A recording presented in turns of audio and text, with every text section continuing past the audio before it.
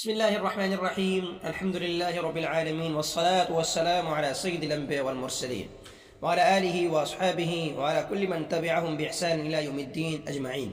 السلام عليكم ورحمة الله وبركاته. أيها الإخوة الكرام، إن اللباس في الإسلام ليس مجرد ستر للجسد، بل هو عنوان الفطرة ودليل الإيمان وعلامة الحياة وأثر التقوى في حياة الإنسان. في هذا الفيديو سنتعرف بإذن الله تعالى على تاريخ اللباس في حياة الإنسان، فضل اللباس في الإسلام، حكمة اللباس الشرعية، فوائد الالتزام باللباس الشرعي وآداب اللباس وطهارته وترتيبه. أولا، اللباس وفطرة الإنسان. أيها الإخوة الكرام، لقد خلق الله الإنسان مفطورا على حب الستر والحياء، ونتعلم هذا المعنى بوضوح من قصة أبينا آدم عليه الصلاة والسلام، عندما وسوس الشيطان لآدم وحواء ونزع عنهما لباسهما في الجنة. قال الله تعالى: فطفقا يخصفان عليهما من ورق الجنة فبادرا فورا إلى ستر أجسادهما. وهذا دليل واضح على أن الستر فطرة إنسانية، والتعري خروج عن الفطرة، وأن الحضارة الحقيقية هي حضارة اللباس. أما نزع اللباس فهو طريق الشيطان وأول باب للفساد والانحراف. ثانيا، الفرق بين الإنسان والحيوان. خلق الله الحيوانات وجعل لها أستارا طبيعية، فمنها من له شعر، ومنها من له جلد، ومنها من له صوف.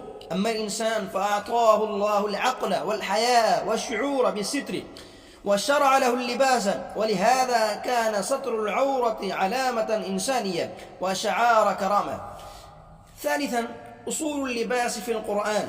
قال الله تعالى في سورة الأعراف: يا بني آدم قد أنزلنا عليكم لباسا يواري سوآتكم وريشا ولباس التقوى ذلك خير.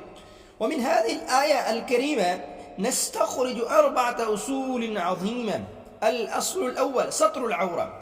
أول مقصد من اللباس هو ستر العورة وحفظ الحياة، فاللباس الذي يكون شفافا أو ضيقا أو قصيرا أو يظهر تفاصيل الجسد هو لباس لا يحقق المقصود الشرعي ولو سمي لباسا.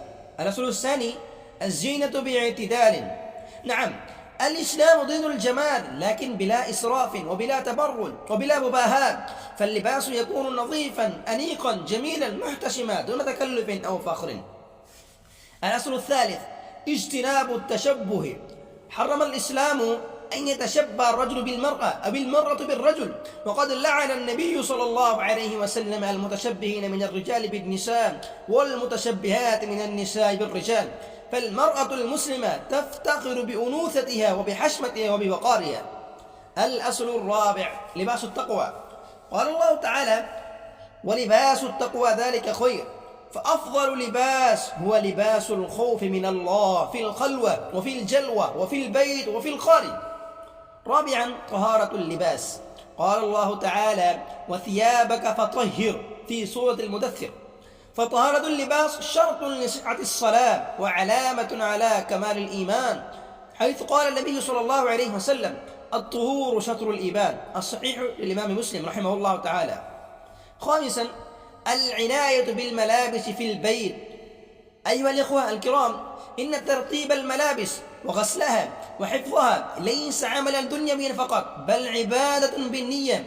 فرز الملابس: الطاهر وحده، والنجس وحده، الأبيض وحده، والملون وحده، وبعد ذلك تطهير الملابس النجسة.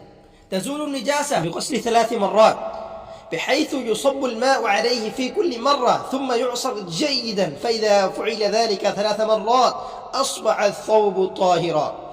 لكن إذا غسل الثوب النجس في بركة ماء أو ماء جاري وسال عليه الماء بكثرة حتى زال أثر النجاسة فإنه يطهر بذلك حتى وإن لم يعصر 3 مرات. سادسا: تربية الأبناء على آداب اللباس.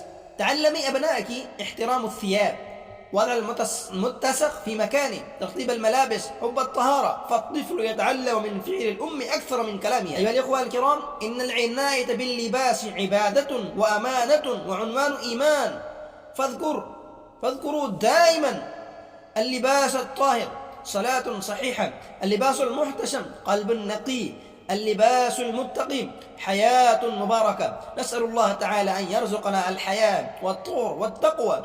وصلى الله على نبينا محمد وعلى آله وصحبه أجمعين، والسلام عليكم ورحمة الله وبركاته.